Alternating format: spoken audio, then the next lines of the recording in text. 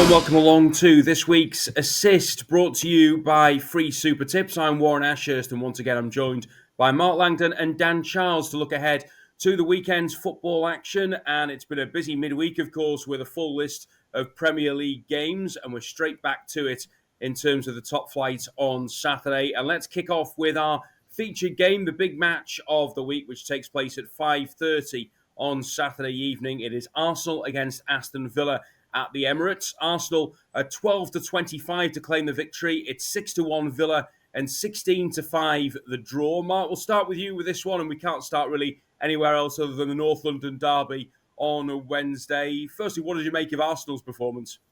I thought Arsenal were very good in the first half. You know, they played at a really high tempo. Odegaard was getting on the ball, put a lot of pressure on Tottenham. You know, defended high, were aggressive. You know, the crowd were involved as well. So all of them things, I think, sort of pushed them forward. There were moments in the second half where I wasn't sure if it was tiredness or Arteta does get criticised, doesn't he, for just sitting on a lead and being defensive. Yeah. And I did think in like the last 15, 20 minutes, they invited pressure that maybe they didn't need to and were going backwards a bit too much. But it was a very important victory given Liverpool had dropped points the day before, and it hadn't been a great build-up really to the game, had it, for Arsenal, out of one cup competition and, trailing Newcastle by 2 goals in the League Cup semi-final. So they absolutely sort of needed that win. They got it, deserved to win the match. I still, I still don't think they're playing maybe to the levels that they were when they were, absolutely flying, wasn't it? Just after this time last year, really, they really went on a good run. But, the win's all that sort of matters if we're getting into cliche territory, and they did that. If you were sort of being critical, you would say first goal is, possibly an own goal, or it comes from another set piece. The second one, the goalkeeper probably could have done better in the North London derby, and they are still struggling to put teams away and to make the most of the opportunities that they're creating. And there isn't that long left in the January transfer window, and I know a lot of Arsenal fans are getting agitated and would like to see another forward player brought in, particularly with Saka and Gabriel Jesus out injured at the moment. Yeah, Dan, I think it's fair to say that the majority of people are probably a bit surprised that Arsenal haven't dipped into the transfer market yet to get in another forward. I mean, Arteta changed things around against Spurs. Sterling got a start. Didn't seem to work particularly well either. It's a bit of a concern, I'd suggest, at the minute.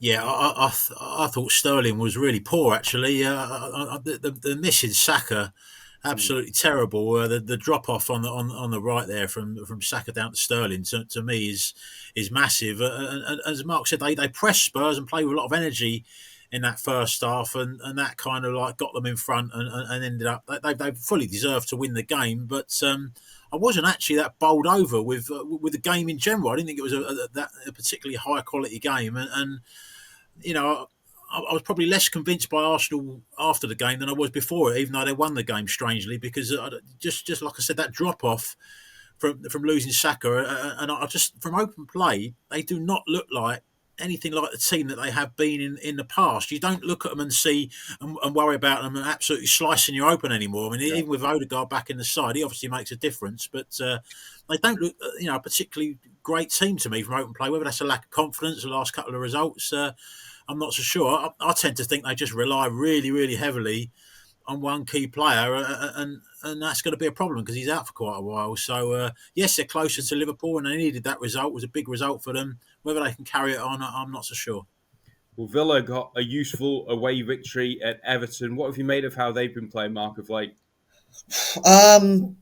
Not amazingly well. I think obviously the games are difficult for all of the European sort of challengers at the moment, and it has been absolutely relentless, hasn't it, this season? And we've just come off the back of a double Premier League game weekend. If Villa have used up a lot of energy in their Champions League games. They've had some big ones, haven't they? Bayern Munich and Juventus being sort of the two standout ones, and particularly the Bayern one. And they've had to put a lot of effort into the Champions League, and I think that's impacted them. I thought they were really bad against West Ham in the FA Cup. All that matters is you win the FA Cup tie, and they did that. But It came from an absolutely joke of a corner decision where they got the first goal. I mean, I couldn't believe the referee gave that. I don't know what he was seeing, and then they won it sort of late on. But for a large part of that game, I didn't really feel like it was coming for them. But they got the victory against Powder Puff Everton. They're kind of, I suppose, where you'd expect Villa to be, really. I'd see them as a team that's sort of just on the fringes of kind of Champions League, European football in terms of qualifying, and that's where they are in the Premier League table. They're punching above their weight slightly in the Champions League. They've got this FA Cup fourth round home game against Tottenham to come up as well. So I think Villa's season sort of it's about par in the Premier League and just above par in the Champions League. I've been impressed with them more in that competition maybe than in the Prem. Do you think, Dan, that it's fair to put these, I was going to say struggles, I don't think it's been overly a struggle for Villa, but certainly they're not quite hitting the heights of last season. Is that mainly, as Mark says, due to that the European action? I think so. Yeah, I don't think that materially. I don't think they're doing too bad. I mean, they're 3 points off the top four, 2 off the top five. Had all these Champions League games to play. They've put a lot of. Understandably, it was a big deal for them, the Champions League, and they've put a lot of energy, mental and physical, into those games. And performances recently haven't been wonderful, but they have started picking up some results, and they're quite handily placed. If you think that. If you don't expect them to go deep in the Champions League and in the knockout rounds, they're probably going to have a less busy second half of the season, and that may have the knock-on effect of improving their league form, and they could end up, getting into the top 4 or 5 and qualify for the Champions League again. I think Villa fans would certainly settle for that. Of course, Mark, Villa threw a massive spanner in the works last season with a win at the Emirates. Are they capable of doing this again on Saturday? They are, yeah, and I just think that they're a sort of value bet here. I'm going to go for Aston Villa or draw, double chance. Arsenal, this is their third big game in a week, and I think that takes a lot out of you mentally and physically. They went out of the FA Cup to Manchester United, missed some chances in that game, but actually when it was 11v11, I didn't think Arsenal played that well. They then won North London derby, very quick turnaround from Wednesday to Saturday. They definitely slowed down in the second half against Spurs. And Villa, as you mentioned there, Warren, they won at the Emirates last season. I think they are capable of winning there again, but I'd rather just take the draw or Villa double chance. I think that's sort of big enough at about 9-5. Is Unai Emery going to cause problems for his old team again here, Dan, or is it going to be a home success? I think he will cause problems for them. I mean, Arsenal just looked too short to me at the prices. Villa had that win at the Emirates last season. The 2-0 this season at Villa Park, I thought Villa actually played quite well in a lot of that game and had probably had the better chances. So as I mentioned, although they're not shooting the lights out with their performances, they've won 3 games in a row against Premier League opposition. That's not especially easy to do. And as I mentioned earlier, I'm not that bowled over by Arsenal, I have to say. I thought against a very ordinary Spurs performance, they kind of made heavy weather of it, really. And I think Villa will probably give them, they've got a healthier squad than Spurs, in a more positive frame of mind. I think they'll give them a tougher game, and that's where I'm going with this one. I think it'll be a close game. Going to go for the draw.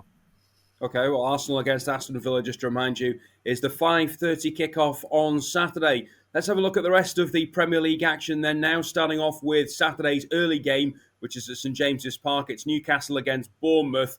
And in terms of the prices, Newcastle 8-13 to collect the win here. Bournemouth 4-1 and the draw 16-5. Dan, I think it's fair to say Newcastle are the form team at the moment. Yeah, I think 9 wins now, isn't it, in a row in all competitions? They're going fantastically well. A lot of questions were asked about their early season performances weren't great. Then the results started to dip. Now they seem to be playing well and getting the results. Isak absolutely on fire at the moment, and I can only see a home win here. I mean, the price has been cutting a little bit. I still think I'd be prepared to take those odds 8-13. Bournemouth at the moment, they're having a fantastic season, carrying a hell of a lot of injuries though at the moment. The game at Chelsea, they're only like moments away, weren't they, from winning it? But the shot count was very heavily in favour of Chelsea. I looked at their bench at Chelsea. it looked worryingly, inexperienced for me. So I just wonder if this might be perhaps a game too far for Bournemouth. Tough place to go, St James's Park, Newcastle to win for me. Bit of a contrast between these two teams at the minute, Mark, because Bournemouth seem to be lacking in goals a little bit, considering that Evan Nielsen and Unai are out through injury. Newcastle firing all cylinders, and Isak in particular, very impressive. Yeah, I'm struggling to think of anything different to say really to what Dan suggested. Yeah, I thought Newcastle were fair enough. At the prices they were to win the game. I like Bournemouth, but I think I had sort of stepped too far for them. Just the injuries they've got at the moment is going to impact them. In those attacking areas, I think so. Work to be done for the Cherries in the transfer market, just to make sure that they can kind of finish off all of this good work up until this point, because Evan Nielsen's injury particularly is a big blow for them, because he'd filled the role of Solanke reasonably well up until that point. They've still got good attacking wing play, and they're a threat, but just fancy Newcastle really to have too many attacking weapons for them. I think I will quickly mention the drop-off on that bench is potentially quite alarming if they get more injuries. They've got two players they've just recalled from loan spell at Carlisle were on the bench. Jebison, who wasn't getting a look in really at Watford, he came on for them at Chelsea. Any more injuries and they could be, it could be a massive drop-off. Yeah, they need the players back as quickly as possible. There are just 3 o'clock games taking place on Saturday, and we'll start off with the one at the G-Tech Community Stadium where Brentford faced Liverpool. Brentford as big as 5-1 to collect the victory here. Leaders at Liverpool are 2-1 on, and the draw is 7-2. Mark, we'll start with you with this one. I mean, I saw the first half of Brentford against Manchester City in midweek, and I have to say, of what I saw of bits of the second half as well, I thought they were full value for the draw in the end, and that comeback draw will boost confidence, I'm sure. Yeah, absolutely. Brentford did create chances in that game. I think they probably fancied it against Man City. City are vulnerable on the counter attack, and that's what Brentford are good at. I am just going to say I thought Thomas Frank's team selection against Plymouth was an absolute joke. I mean, try and win the FA Cup and then lose the game against Man City. I don't see what a point does in that game, but I suppose it's not my money we're talking about in terms of the revenue from every position you finish up in the Premier League. But yeah, the goals came late, but I certainly don't think they deserve to be 2-0 down when they were 2-0 down in that game. I think Liverpool will have a battle, but I think that they'll win the match. I was impressed with the way Liverpool pushed on against Nottingham Forest. Second half, Matt Sells has put in a remarkable performance to keep them at bay. Brentford, I don't expect to offer Liverpool that much space. It could be a bit of a slog for the Reds again. I'm going for Liverpool to win and under 3.5 goals. Yeah, Liverpool had to fight back again, Dan, in midweek against Forest, but certainly showed signs there. And I think a major bonus for Arne Slot is Diego Jota getting back to full fitness now. Yeah, huge boost. He looks at really sharp, doesn't he, at the moment? Just that forward line. There's so many good options up there now for Liverpool. A lot of players in form as well. But I'm a bit worried about the little bit of a short-term trend of sort of slow starts that they're making. They started that Man United game really slowly and struggled to get going. The Forest game they did get going, but in the end they paid for the slow start by not getting the win. The loss away to Spurs as well wasn't a particularly great performance. I do think they're going to come again. I just think that there's maybe just a few little nerves at the moment. They're widely expected to go on and win the league, and that Brentford draw against City was just a reminder of how strong they have been at home this season. I just think at the odds, I think Brentford will give them a decent game, so I'm going to go with the draw at 7-2. Okay, well, the second of the 3 o'clock kickoffs is at the King Power Stadium when Leicester play host to Fulham. Leicester 29-10, the draw 13-5, and it's 10-11 Fulham.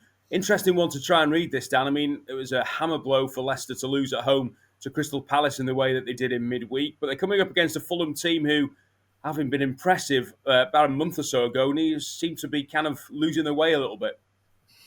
Yeah, I mean, they've lost, 3-2 at West Ham, where they conceded sort of 2 goals quite early. And I think they won the shot count 21-4. I think sometimes to just go on a one-match result when they haven't played particularly badly, I think you've sometimes got to keep a little bit of faith in a side. And watched a lot of Fulham, watched them, live when they played Watford in the FA Cup the other week, and they just look a very strong, confident side to me. And I think they'll be. When you look at the price, a shade of odds on away to Leicester. Initially, you think going to Leicester, traditionally quite a tough place to go. You think you're not instantly in love with that price, but the more I looked at the game, I just thought there's a big gap here between the teams. Leicester, I wouldn't be. I think probably second bottom is as high as they're going to finish. They look at quite a poor side to me. Concede a lot of goals, losing their way going forward, missing Ndidi, I think, in the middle since he's been injured. I think that's been a part of their recent drop off as well. So I'm going to go with Fulham here at a shade of odds on to win the game.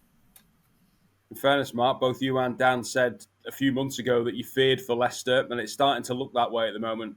Yeah, I think I remember saying I thought they're the worst team in the league. I mean, that's a big shout with Southampton in it, but I actually think they played each other neutral venue tomorrow. I don't think you'd be all over Leicester to win that game. I think where Southampton were losing maybe tight games earlier on in the season, weren't they? And, conceding late goals and things were just going against them. Leicester were the opposite and nicking results I didn't think they at all deserved, and now their kind of performances and results are starting to match up. That said, I'm not in love with the Fulham price here. I just don't trust them fully at short odds. Before that trip to West Ham, they'd drawn 6 of their 8 league games, so they are a team that are difficult to beat. But then you look and think they didn't beat Southampton at home. They've drawn twice against Ipswich. I wouldn't be surprised if Fulham won, but I personally won't be backing them, and would feel nervous about suggesting them as a good bet.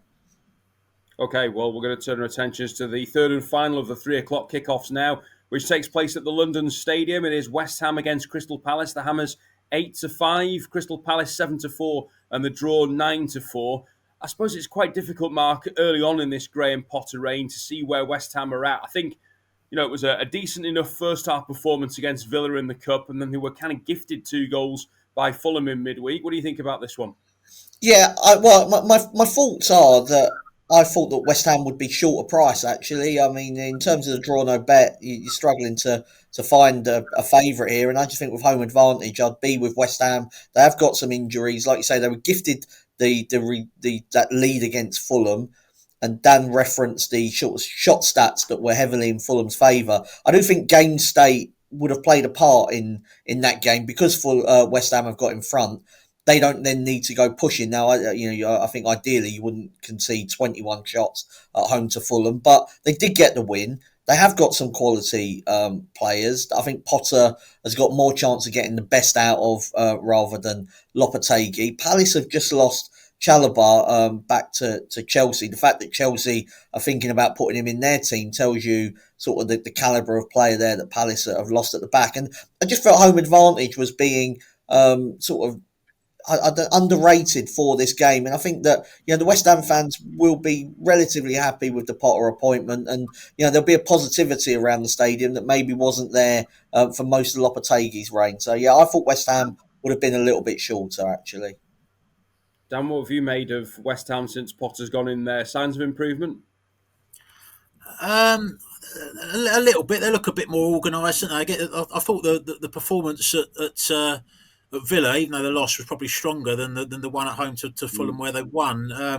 As Mark said, game state plays a part in it. When you're 2-0 up, there is a tendency to try and sit on your lead. But I just think that there's quite a lot that they've got out up front. I mean, with no Fulkrug, no Bowen, Somerville started the game against Villa well. He's a major doubt.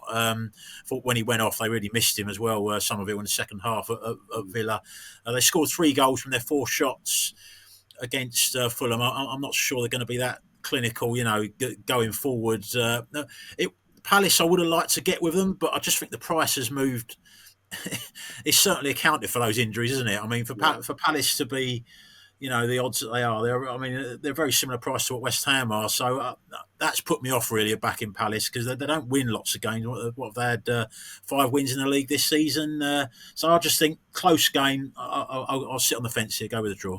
Okay, well, let's turn our attentions now to Sunday's action, and we'll start off at Goodison Park, where Everton faced Tottenham in one of the 2 o'clock kickoffs. Everton 15-8, 11-8 Tottenham, and 5-2 the draw. Before we talk about the game specifically, I just wanted to get both of your feelings on the Everton managerial change, because that's happened since the last time we were here on the assist. Mark, we'll start with you. Sean Dyche, I think, a little bit unfairly dealt with in terms of, what he's done over the last couple of seasons for Everton. And yes, okay, you could argue that things have taken a downward spiral in the last sort of month or so, or 6 weeks. But you bring in a manager like David Moyes, and I just don't know what the change is there, or how much change is going to be. So there's that meme, isn't there? That social media meme of Spider-Man pointing at Spider-Man. I don't know if you've seen that one. It's sort of like, it's it's the same. Look, I can understand why the Everton fans wanted something else other than Sean Dyche, because he'll say that his objective is to keep Everton in the league, and that's fine, and he's done that. If you're a supporter, your objective is to not go there and sort of never see the team score a goal. I mean, you want to see some sort of entertainment. I mean, it's supposed to be a hobby, isn't it? Going football, not not an absolute slog. It's not supposed to be worse than work. And that's what it would have felt. Felt like sort of going to the dentist. Sort of most weeks watching Everton.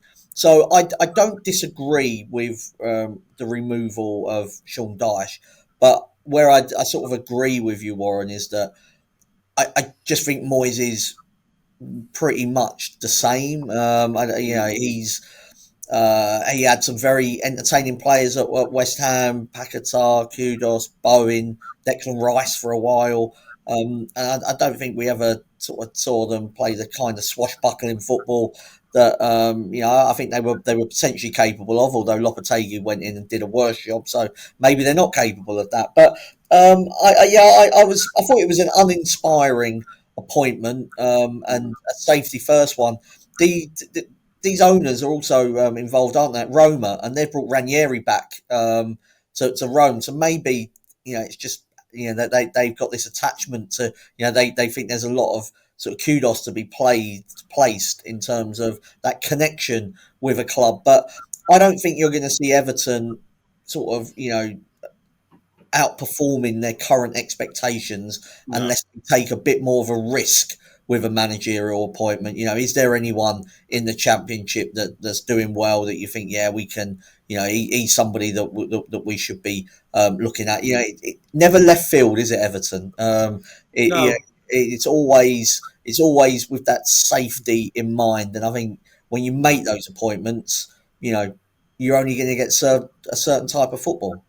Having said all that, Dan, as well, I mean, a lot of the players really like Dyche, and you know that from the interviews that they had. I mean, he's getting quite a lot out of Unai as a player who many people weren't sure whether he was a Premier League player. Is there a danger that Everton could drop further under Moyes than they were under Dyche?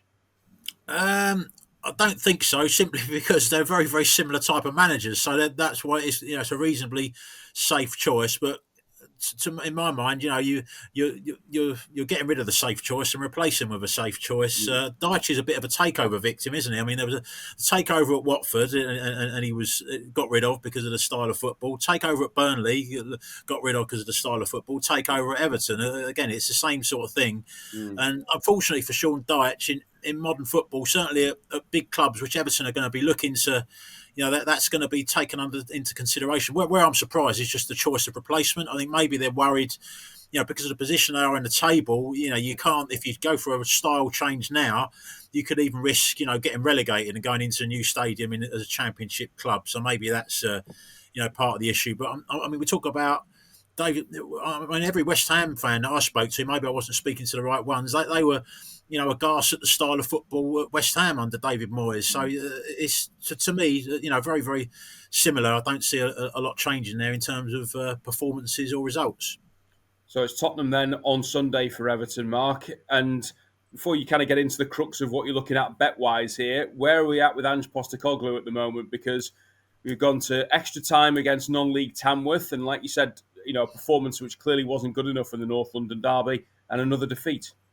Yeah, I mean, he's obviously bang under pressure. I don't think he's the biggest issue at the club. I think the wages they pay isn't reflective of the revenue that they earn, and so other mid-table Premier League sides are showing more ambition and putting more into the club and resources, and I think that's a problem for whoever the kind of next manager is. I wouldn't make the change now because I think the cups are. I'd let Postecoglou play out in the cup competitions. They only a week ago they were beating Liverpool 1-0, and that's put themselves in a decent position there. They're still in the Europa League, still in the FA Cup. I don't expect him to be the manager next season. The only way he can be the manager next season is if they win a couple of cups maybe and really turn it around. But I just think the forwards are exhausted because they've had to play every week, and the defenders are probably they've got a lot of injuries defensively. So that's a big part of the problem. In terms of this game, though, me and Dan disagree. I've seen his selection for this one. I'm going for Tottenham draw no bet, and the reason is that Everton have scored 15 goals all season, and I just don't see where the goals are coming from. And I think you at least know with Spurs that they have got goals in them. I know they didn't score against Tamworth, but Timo Werner was up front, and if there was one bloke on that pitch that looked like he should have been working in Zara, it was him rather than the fella up front for Tamworth. So I think with their first choice forward line on, I think they'll score, and I just can't say the same for Everton. I think they're just so powder puff up front. There are some pluses for Tottenham this week, Dan. No artificial surface and no massively long throw-in into the penalty area. Yeah, I mean, I was actually less annoyed with the Tamworth performance. I just thought the pitch condition there was so difficult. It was really hard to, I think, for any team to play any football, and it just the ball seemed to be sticking to me. And so I thought the attitude was fine there. They got the job done in the end. In a tricky ground, but I thought the Arsenal performance was they looked, for whatever reason, they just looked really jaded. It wasn't a typical Postecoglou performance. I think back to when Spurs drew 2-2 at Arsenal, towards the start of last season when they were playing well. They really stuck the chests out and were brave and got a fully deserved 2-2 draw. I thought they were lucky to lose really 2-1 last night, and I do see where Everton's goal is going to come from, because Spurs they struggle to defend set pieces, and that is one area where Everton are strong. Spurs haven't got the centre-backs there that can deal with them. The goalkeeper, I think he's great, and he is more of a presence in the box. That should help, but he had a bit of a shaky game, the third game against Arsenal. So I fear it'll only take maybe one goal for Everton to win the game, because they were so jaded, Spurs, against Arsenal. I don't see that changing a great deal with a quick turnaround. So I think they're the likely winners. Everton draw no bet. There are another two games at 2:00 on Sunday, and up next we'll go to Old Trafford for Manchester United against Brighton. United evens to win the game. Brighton 13-5, and the draw is 13-5. Dan, we'll start with you with this one. How many false dawns have we said with Manchester United in the last few seasons? But I would say we're starting to see something now a little bit more under Amorim, certainly over the last two matches. We are, yeah. I think there's always a danger, isn't there? Whenever there's a turnaround in results at a big club, the kind of expectation is that you go from like way down there to right up, way up high. I mean, they're improving, but I think the bottom line is until the squad is reshaped and improved, there are going to be limits on how far they can go. I know their wage bill is really high, and then there's an argument that these players should be playing better. I'm just not sure they've got great value for money with their recruitment, and I think their ceiling is not particularly going to be that high. Having said that, the last two performances much better against good sides, and I think they'll carry that on here. I fancy them at home to Brighton. Brighton carrying a lot of injuries. They're kind of average kind of form has gone a little bit under the radar, really, Brian. Lots and lots of draws, only had 6 wins.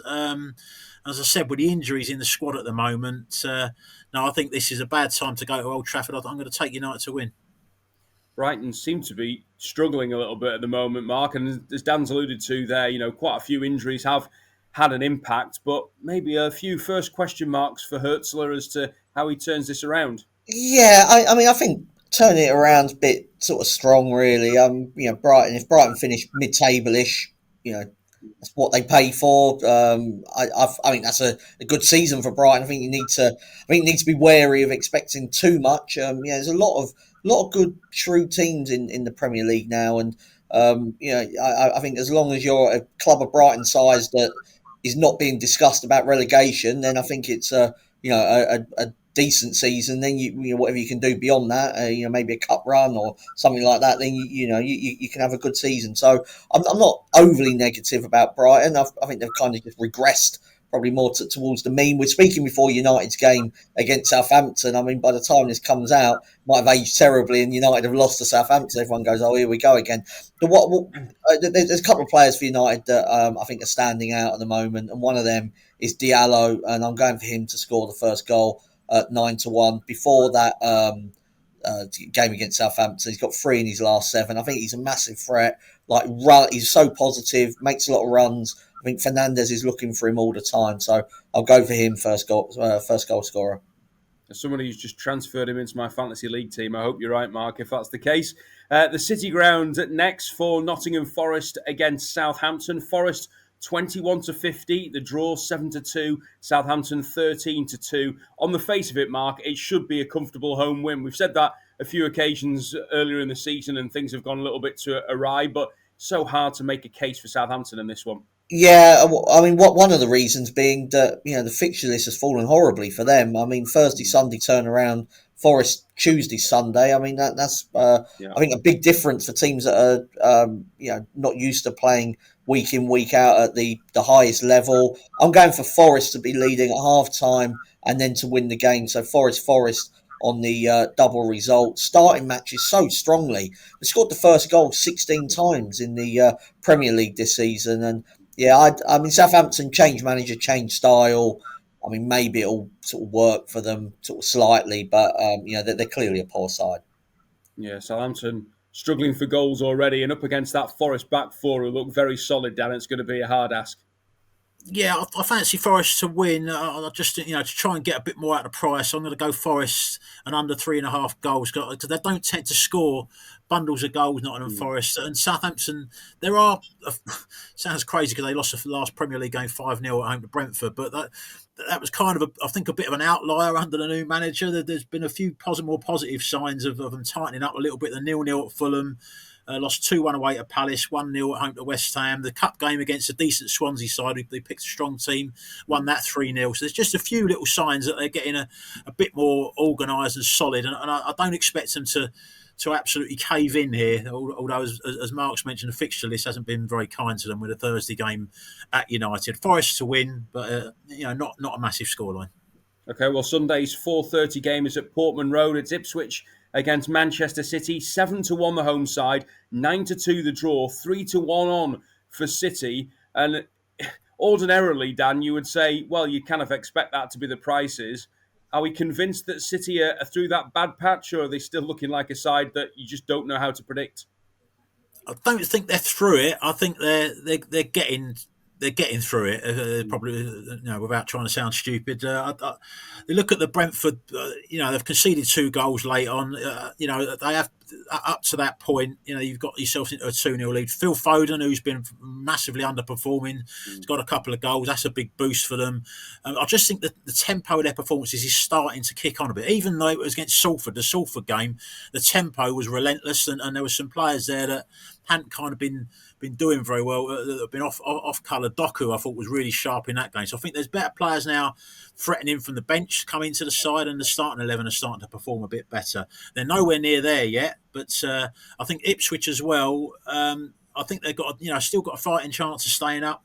I think Hutchinson is a massive out for them. He looks like he's out injured for the game. And whenever I watch Ipswich this season, he's the creative spark for them, the guy that's going to do something special. The laps that they got from City is a powerful player, another big player, but the creative way of Hutchinson is key. So I'm going to take City to win this just to boost the price. So I'm going to go City and under 4.5 goals. I don't see it being a massive lot of goals in the game.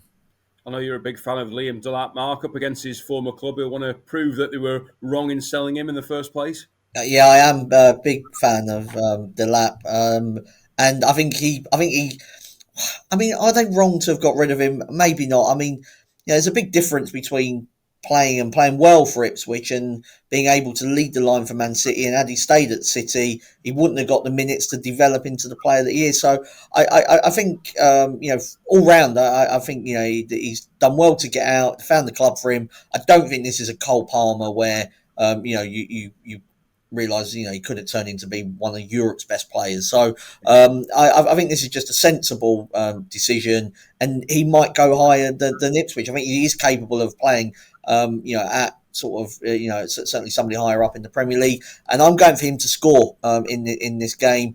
Don't fancy City to keep clean sheets. I agree with Dan that they're getting sort of slicker in that final third. The defence still looks as vulnerable as ever to me, and I think that's the problem for them for the second half of the season. And Delap likes these big games. He's scored in his last 2 matches, but he's also got goals against Villa, Tottenham, and Chelsea this season. So it's sort of the bigger the challenge is, the more he seems to enjoy it, and I think he'd absolutely love to score in this game.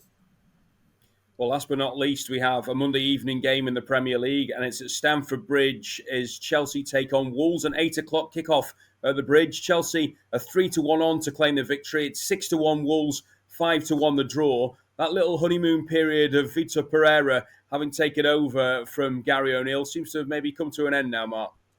Yeah, I mean, might have been just difficult trip to Newcastle.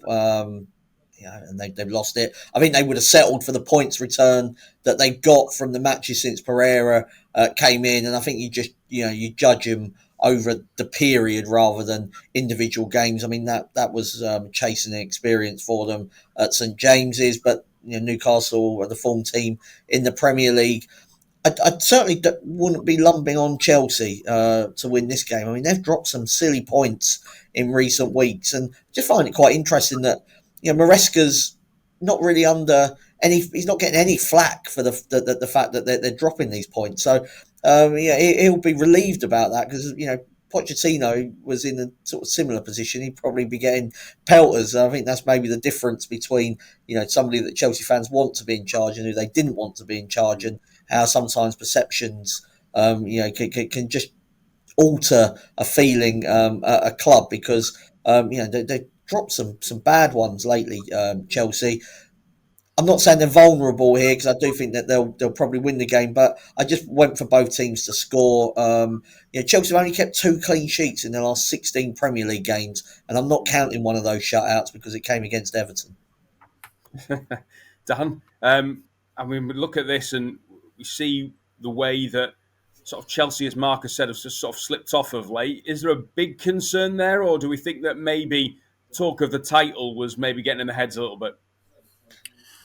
Possibly, but I think the talk of the title, given where they were and the fixtures they had coming up, was probably justified. I mean, they've gone 5 games in a row in the Premier League where they were odds on to win. Haven't won any of them. I mean, it's quite remarkable, really. That if they'd have just won a couple of them, they'd have still been in the vicinity there and be talked about still possibly in the title race. But no, it's a big drop off. You wouldn't be wanting to be smashing into them at 3s on, given that.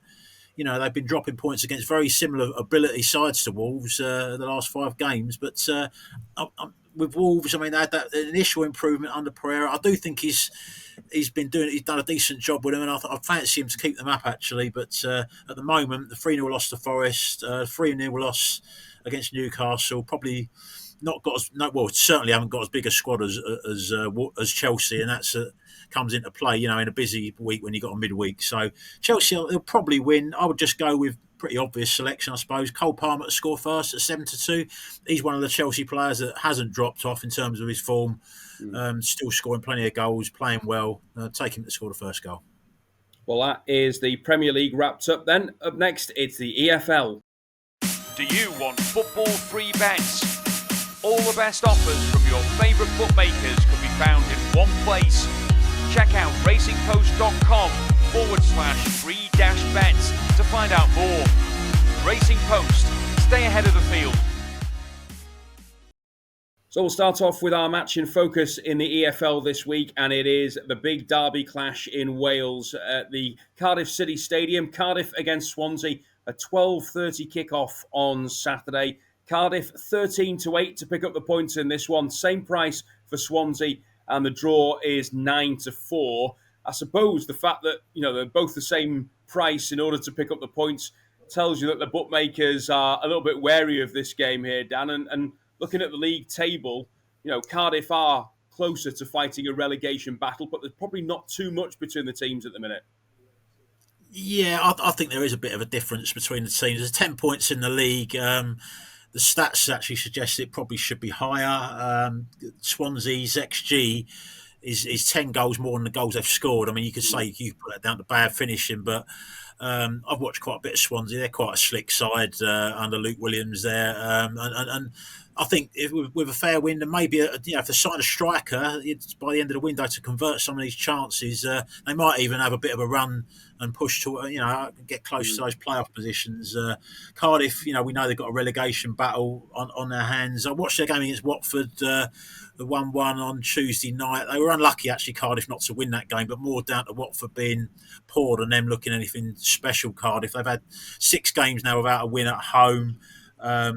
Their style of football, it's quite direct. They're not for me. I think they'll be in and around the relegation area, towards the end of the season. And normally with these derby games, I'm always reluctant sometimes to go with the away side because I know the home advantage in a derby can be big, but I just think there's enough of a gap between these two sides to go with Swansea. Going to go with Swansea draw no bet because the draw's a big runner.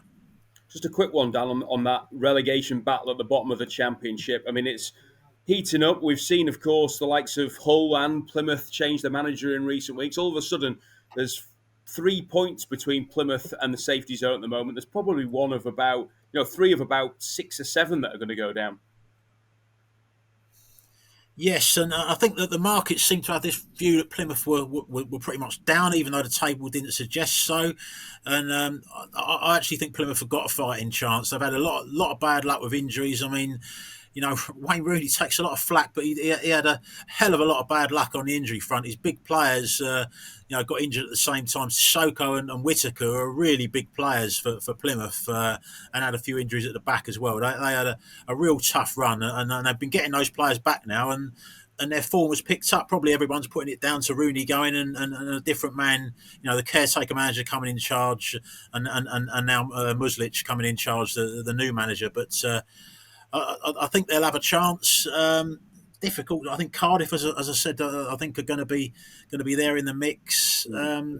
It'll go. I'm sure right to the end. I wouldn't be firmly nailing my colours at the moment to anyone. It's notoriously open there in that Championship relegation battle. Yeah, very tight indeed at the bottom. We're going to turn attentions now to Dan's EFL selections for this weekend. Dan normally gives us, of course, his 3 best EFL bets. And who are we starting off with this week, Dan? I'm going to start off in the Championship with Bristol City, draw no bet, 29-20 away to Coventry. I mean, Bristol City, 10 points from 4 games. Not that far outside the playoff places now, making nice sort of quiet, steady progress under Liam Manning. Got a few of the forward players are starting to perform now. Anis Mehmeti's on a rate's been on a decent run of form. Scott Twine, who I think's a high class player, particularly from free kicks. He's been contributing as well. So, in the Championship, it only takes a couple of exciting forward players to make a difference to an otherwise average team. So they're going quite well at the moment. And Coventry have not really picked up under Frank Lampard. They had a good manager before, didn't they, in Mark Robins? So perhaps that's no great surprise. They conceded 2 late goals last league game away to Norwich, lost 2-1. But the overall stats and the way the game was going, it wasn't unlucky, that defeat. So I think this one, Bristol City, I think the likely winner is going to go with them, draw no bet. Continuing into League One, going to go with Mansfield to win at home to Wickham. And Wickham have kind of having a great season at the moment, but have absorbed some big blows recently. Aaron Morley, the midfielder, what was recalled to Bolton. Caleb Taylor, centre-back's been recalled to West Brom. And the manager this week, Matt Bloomfield, he's gone to Luton. So that's just 3 massive blows for them to absorb, really, Wickham. So it's probably a good time to play them. Mansfield have had 4 wins in the last 5 in the league. Got knocked out of the FA Cup at home to Wigan in the week 2-0, but I don't think they'll be massively concerned about that. They're not far off the playoffs. I would take them to win at home to Wickham. Finally, going to go into League 2. Swindon at home to Barrow. Swindon, big improvers under Ian Holloway, who's doing a fantastic job there. 10 points from the last 4 home games. Drew 0-0 with second-place Crew last weekend with a better side against the second-place team. And Barrow have been on an awful run really under Stephen Clements. 1 league win in the last 14, tumbling down the table, lost 7 of their 12 League 2 away games. Think they'll lose at Swindon. Okay, then. So, Dan and his EFL treble for this week. It is Bristol City draw no bet in the Championship. Mansfield to beat Wickham in League 1 and Swindon to beat Barrow in League 2. Next up, we'll turn our attentions to Mark and his bet builder. And Mark, we had a 6-1 success last week with your bet builder. Hopefully more of the same this week. Which game are we looking at? Yeah, so we're going for Newcastle against Bournemouth, the early kickoff on Saturday. So Bournemouth to have the most cards in the game. Bournemouth actually that have committed the most fouls in the Premier League this season. They're fourth for yellow cards as well. I think what happens is they press, but there's a cynical side to them. If you beat the press, they foul you. So going for them to get the most cards, I think they'll be up against it in the game as well. I'm going for Anthony Gordon to have a shot on target. He's had a shot on target in 11 of his last 14 matches, playing very well off that left-hand side. All the sort of headlines being grabbed by Isak at the moment, and for understandable reasons. But Gordon wouldn't be far behind him in terms of importance to that Newcastle forward line. And then, is it Ouattara, the Bournemouth lad? You're better pronunciations than me, Warren, as the commentator. He's playing up front at the moment with no Unai and even Nilsson. So I'm going for him to have a shot on target as well. He didn't have a shot on target at Chelsea, but that was a difficult game for the Cherries. Before that, he'd had 5 shots on target in his last 3 matches, and that included a sub appearance at Fulham. So probably more just the fact that he's organically more likely to have shots with him playing up front at the moment as a makeshift centre forward. So Bournemouth to have the most cards, Anthony Gordon shot on target, and Ouattara shot on target as well. Well, that's Mark's bet builder, and normally you would give us a prop shop selection around now, Mark, but instead you've got a bit of a special selection for us this week. Yeah, couldn't see anything in the props. I think the fact that it's midweek matches just made it quite difficult. Prices were slow, and you just want to get all the sort of information in terms of team news and stuff like that. So I got a message from a very shrewd football judge over the weekend. What was that saying about if you can't be a good judge yourself, then be a good judge of other judges. And he messaged me and just said, can't believe that Celtic are 2-1 to win the Scottish Cup, which starts in earnest this weekend. Obviously, the prices are quite stale and based off the pre-season expectations. There wasn't going to be much between Celtic and Rangers. The league table would say something completely different at the moment, and I think it's something like Celtic are 2-1 and Rangers are 5-2. Now, Rangers actually in Old Firm games recently have shown up quite well against Celtic. But if you actually just look at the league table, the difference between the two teams is enormous. So I thought I'd put that one up to the listeners. The person that gave me the tip is a regular listener to the Assist as well, so he'll know who he is. But yeah, Celtic at 2-1 to win the Scottish Cup. I actually thought it might have been a typo when you emailed that to me in the first place. I thought 2-1 was very generous. So Celtic to win the Scottish Cup then, Mark's special suggestion for this week. Time to give you our assist treble now for this week as well. And I was scuppered by the weather last week as Port Vale's game at home was cancelled. So let's hope that there's no such frozen conditions this week. Dan, which are you going for in terms of the assist treble? Yeah, I'm going to go with Swindon at home to Barrow. I mean, their game was nearly scuppered by the weather as well, but they delayed it an hour, didn't they, because of all the fog that come down at the county ground. And as it happened, they were keen to get the game on, and they probably should have won it. Swindon, they were much the better side. I think Barrow, who are on lost, they've only won one of the last 14 league games. Is a much easier test, and I'd fancy Swindon to win. Yeah, I can't believe they actually got that game on after seeing what it looked like about half an hour after kickoff. Mark, what's your selection for the assist treble? Yeah, fairly short, but Nottingham Forest to beat Southampton. The way the fixtures have fallen doesn't help Southampton with a Thursday, Sunday quick turnaround. But those two Forest centre-halves, Murillo and Milenkovic, they head and kick everything that comes their way. So you'd fancy Forest for a clean sheet, and you can't say the same for Southampton. So, yeah, I'll go for Forest to win. I'm actually going to go for Manchester United against Brighton. I was quite taken by the fact they were evens to win the game. I think United have looked so much better against Liverpool and Arsenal in the last couple of weeks. It looks like Emery's found a team a little bit that he can trust. Brighton without a win in 8 in the league, and they've actually only won 3 games on the road in the Premier League this season as well. So I'm going for Manchester United as my assist treble selection. So Swindon, Nottingham Forest and Manchester United are the assist treble this week. And we'll conclude this week's show with the naps from Dan and Mark. Mark, we'll start with your nap first. Yeah, struggling, I would say, this week, Warren, to pick out loads of good ones. But both teams to score at Stamford Bridge on Monday. Chelsea against Wolves. I think Wolves are better going forward than they are defensively, and Chelsea have kept only 2 clean sheets in their last 16 Premier League games. And where are you looking for your nap, Dan? Mansfield to win at home to Wickham. 9th in League One. Mansfield going for like a second successive promotion. Wickham lost their last away game 2-1 away to Charlton. Since then, they've lost Caleb Taylor, Aaron Morley, 2 key players, and Matt Bloomfield, the manager. So big task for them against Mansfield. Fancy Mansfield to win. Okay, well, big thanks again to Mark and Dan for all their efforts this week. Don't forget, of course, to like, subscribe and comment. And make sure that if you are a golf fan that you join Steve Palmer and the Sweet Spot every Tuesday. We'll be back with an assist on Monday this week because it's a Champions League special ahead of Tuesday and Wednesday's matches. In the meantime, enjoy your football this weekend and please remember to gamble responsibly.